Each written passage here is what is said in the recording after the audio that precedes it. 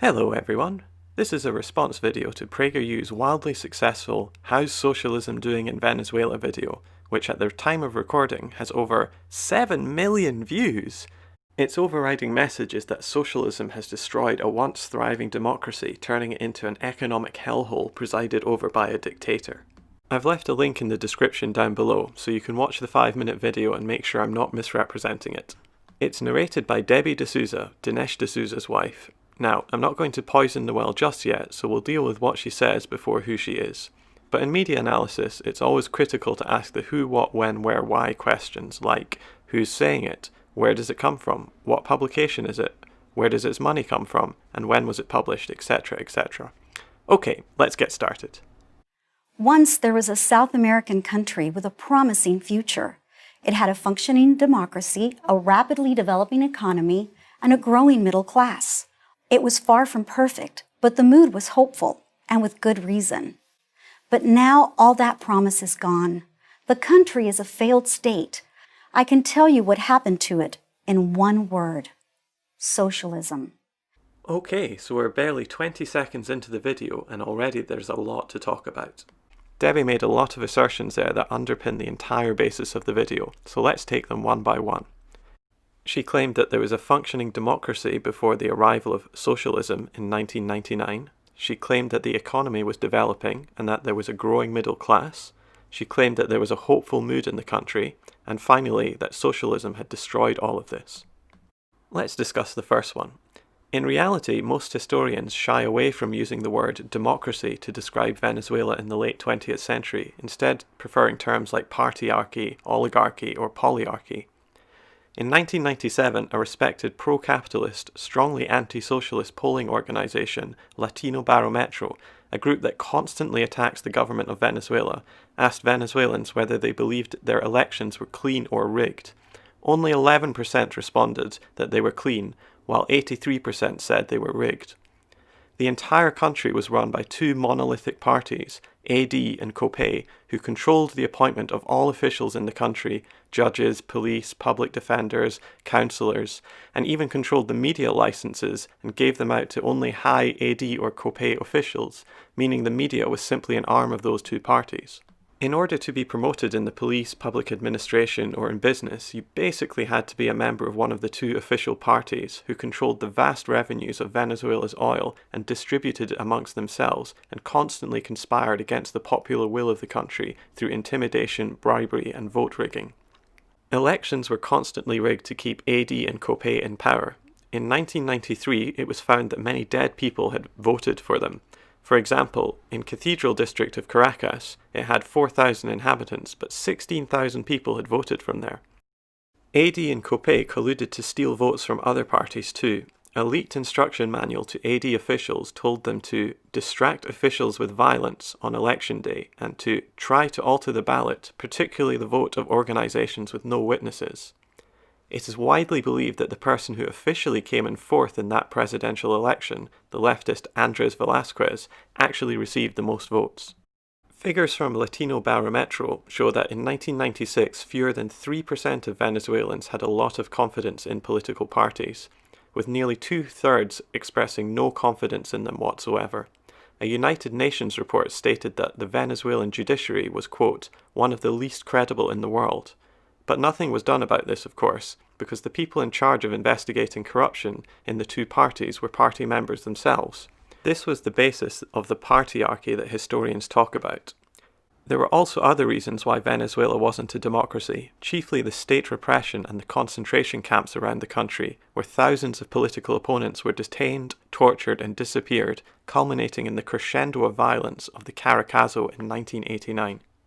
This footage is from the Caracazo massacre. Newly elected President Carlos Andrés Pérez campaigned on an expressly anti-neoliberal platform, promising to kick out the World Bank and IMF from the country. In secret, however, his administration had made a deal with them to become more indebted and privatize virtually the entire economy and the oil sector, while enacting a massive wave of austerity. When fuel prices doubled overnight, the poor, who were hit the hardest, came down from the slums surrounding central Caracas to protest. In response, Pérez ordered a military crackdown. The army sealed off the slums, going door to door, killing wantonly. 4 million bullets were fired that day. Historians still disagree how many thousands of people were killed, but one report found that 97% of people were killed in their own homes. Human rights organizations found mass graves, children executed, people tied up with bullets in the back of their heads, and mutilated corpses. Many of the people who were senior members of the government and architects of that economic policy, like Moises Naim, are respected neutral columnists who write your news about Venezuela today. Yet so many of these indicators drastically improved after the socialist Hugo Chavez came to power. Confidence in political parties tripled, becoming the highest in Latin America, while trust in the public administration overall had grown by over 300% by 2013, becoming the highest in Latin America, over double that of the second highest country, according to the bitterly anti-socialist Latino Barometro. In 1997, when asked to rate their democracy, Venezuelans gave a lukewarm response, but by 2013 Venezuelans responded very positively, claiming their country was democratic, their average answer being only behind Uruguay. As a side note, it's interesting to note that this poll shows that it's all the countries derided as leftist dictatorships like Venezuela, Bolivia, Ecuador and Nicaragua, where the people think their countries are the most democratic. Alright, the next point de Souza makes is that it was a developing economy with a growing middle class. In reality, it was precisely the complete collapse of the economy and the destruction of the middle class that brought the socialist movement into power in the first place.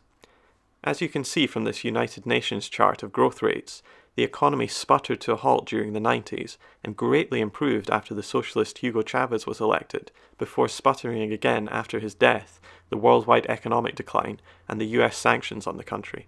And again, if we look at the unemployment rate, you can see it shot up during this supposedly wonderful period, only to drop to manageable levels under the socialist nightmare. Poverty doubled during the 1990s, the era de Souza characterizes as a golden age. It peaked at half the country the year of Chavez's election, who managed to cut it by half, and extreme poverty by 3/4, only for it to rise again in recent years.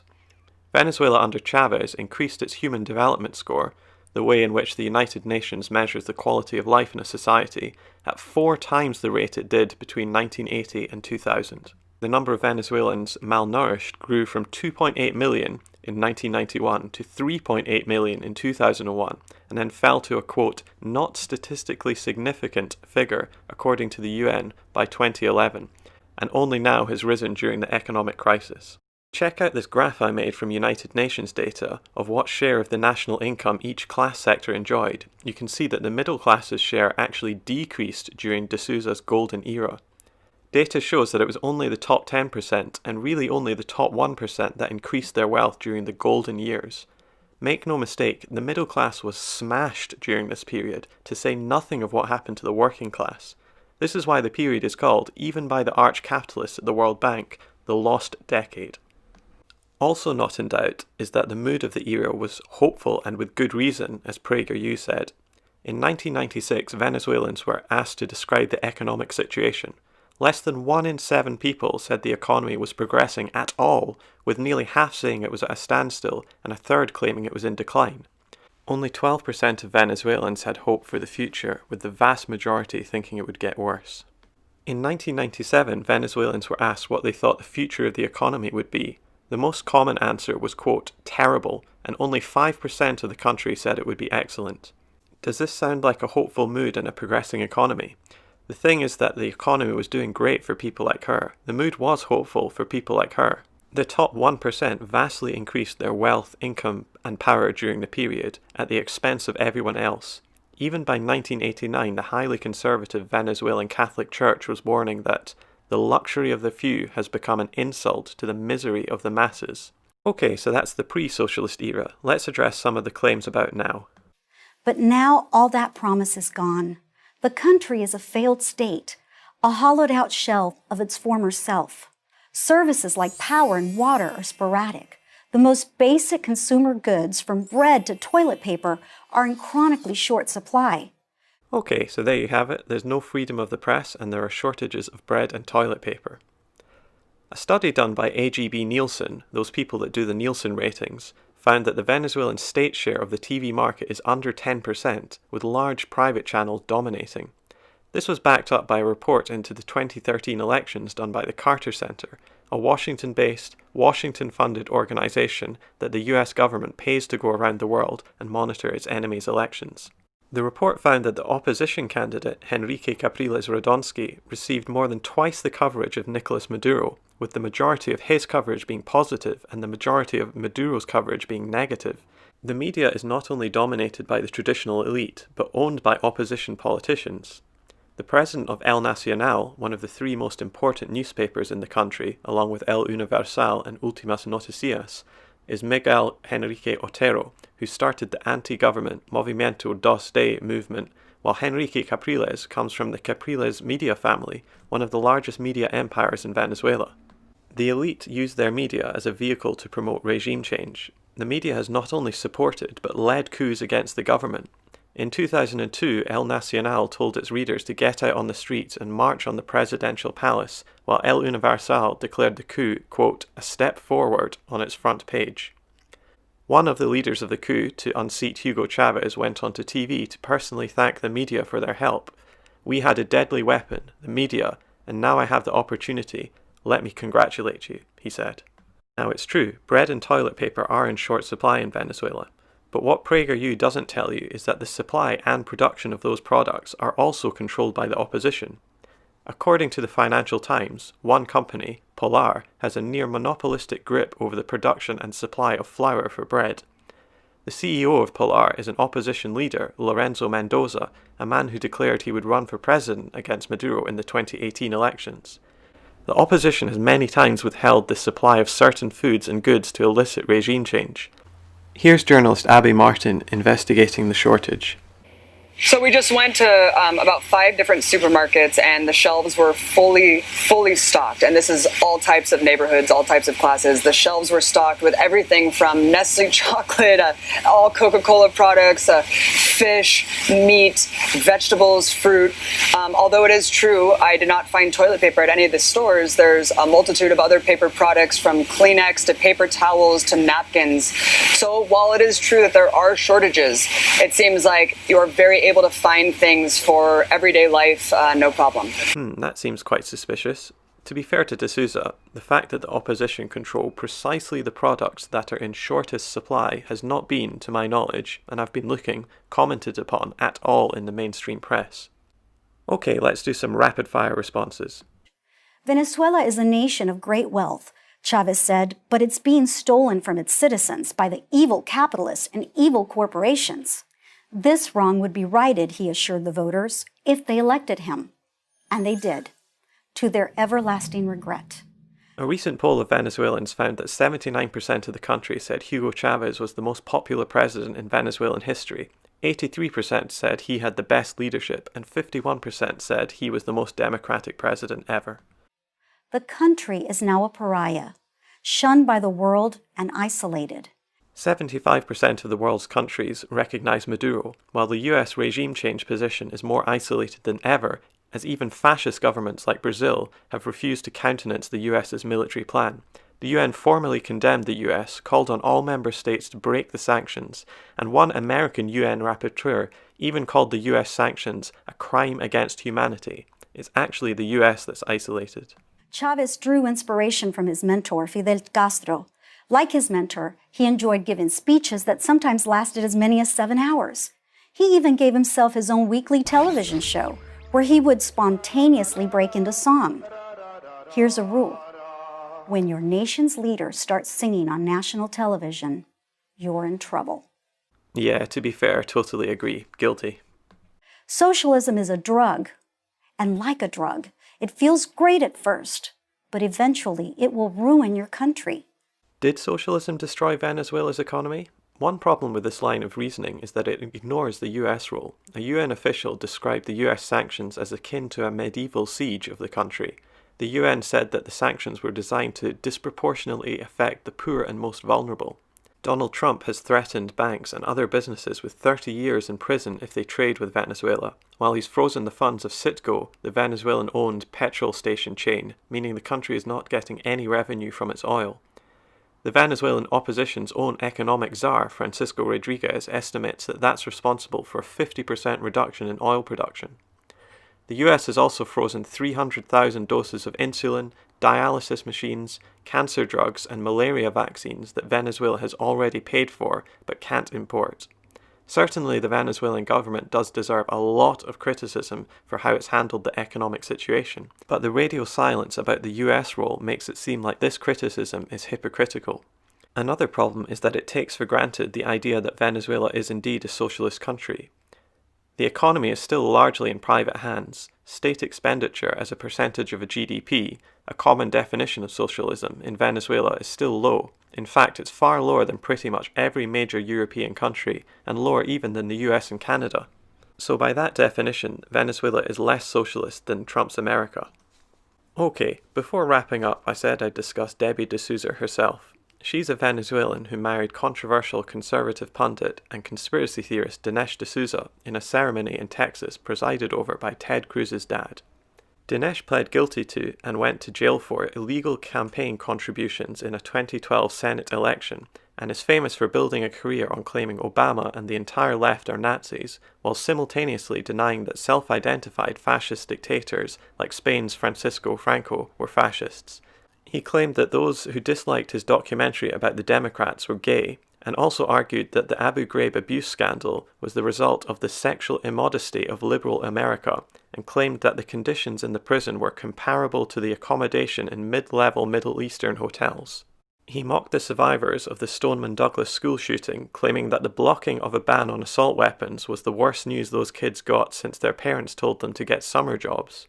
He also claimed that the October 2018 mail bombings against prominent Democrats he had been demonizing for years were, quote, fake. It's this man that Debbie decided to marry recently, which should tell you a lot about her. PragerU's strategy is to indoctrinate young people with strongly conservative ideology, lying to them in the hopes that the people they're reaching don't have enough background knowledge to call them out on their mistruths. When it comes to foreign countries like Venezuela, so few people have any real knowledge of or contact with them. Therefore, our entire image of these places comes mediated through massive multi-billion-dollar news corporations who have a very particular view of how a country should or should not be run. I'd advise the YouTuber Sean's video on PragerU and its agenda. PragerU was set up by conservative radio talk show host Dennis Prager, who looks like the sort of guy who's still grumpy they let a woman into his golf club and demands to know why he can't say that word when they say it all the time in their lyrics. Its agenda is to indoctrinate young people like you who are being hurt by capitalism into loving the very system people like Prager is benefiting from, plus getting you all riled up about transgender people, the feminist conspiracy to destroy men, the supposed war on Christmas, and how we shouldn't use renewable energy. It's funded by oil and fracking billionaires, the Wilks brothers, and given as Venezuela has the largest proven oil reserves in the world, this might be a relevant factor. What's actually happened in Venezuela over the last 20 years is one of the most interesting and energizing political stories in the last few decades, and an antidote to the hell world we live in right now. Once a country going through the most punishing neoliberal austerity, a grassroots multiracial working class movement arose that elected itself into power. It immediately began democratizing the country with a new constitution, using the wealth of the country to improve the lives of its citizens. Poverty was reduced by half, according to the Marxist radicals at the CIA. Unemployment fell, illiteracy was completely eradicated, as was hunger for the first time, not that you'd know from the coverage. A national free healthcare system was set up from scratch. Education up to a university level was made free, and Venezuela became the country with the fourth largest student body in the world. More than that though, the dark-skinned majority finally learned not to see themselves as inferior to the light-skinned elite that had been running the country since the days of Columbus. Even more remarkably, Venezuela was just the first of many countries in the region to do this. One of the great untold stories of the modern age is the continent-wide revolt against US domination that went on during the early 21st century.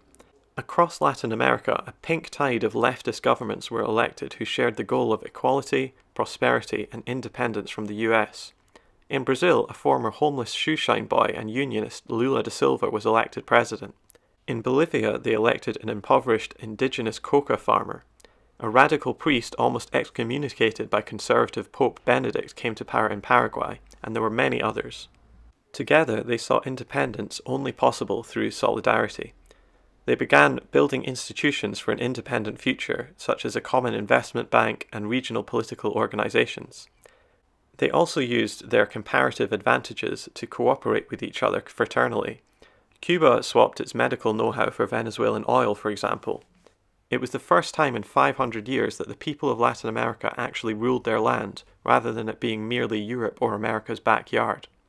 Against US orders, they recognised Palestine and offered asylum to Western dissidents like Edward Snowden and Chelsea Manning. There's a reason Julian Assange is in the Ecuadorian embassy and not a European one. However, the worldwide economic decline has seriously harmed Venezuela and other Latin American countries and allowed the empire to strike back, picking off leftist governments in a number of coups.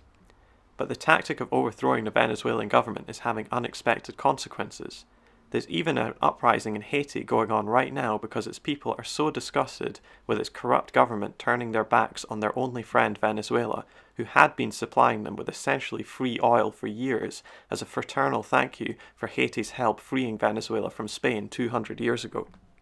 The slogan of Latin America is that another world is possible. Latin America shows it's possible to have justice, growth and prosperity at the same time, and under far, far harder circumstances than we in Europe or North America face. And that's precisely why Venezuela has to be demonized so much in the media. Alright, that's about enough of me. Let's do some shoutouts to some other good videos on the subject. Check out Mike Preisner's response video to John Oliver's segment on Venezuela here. YouTuber Mexi has also made a new video on Venezuela, How We Learned to Stop Worrying and Trust the Neocons. Bad Mouse Productions has made 2 videos on Venezuela, The Argument ad Venezuelam and Joanna Hausman is Lying About Venezuela. Hausman's dad, by the way, has just accepted a role in self-appointed President Juan Guaido's government. And also check out Sean's PragerU video that I referenced earlier. Also, there's Abby Martin's show on the Empire Files, Venezuela from supermarkets to black markets. If you're after something longer which gives you a continent-wide perspective, Oliver Stone's documentary South of the Border goes into the Latin America-wide revolution that's been going on in the last 20 years. Oh, and check out my other Venezuela video that's in the description as well. I'm planning on making more videos, not just about Venezuela, but loads of other political and social subjects too, so please do subscribe. And do share this video too, especially with PragerU watchers. If you'd like me to address any other points on Venezuela in following videos, do leave a comment down below. Links to the video shoutouts are in the description, as are the social media links to my Twitter and Patreon. Okay, thanks.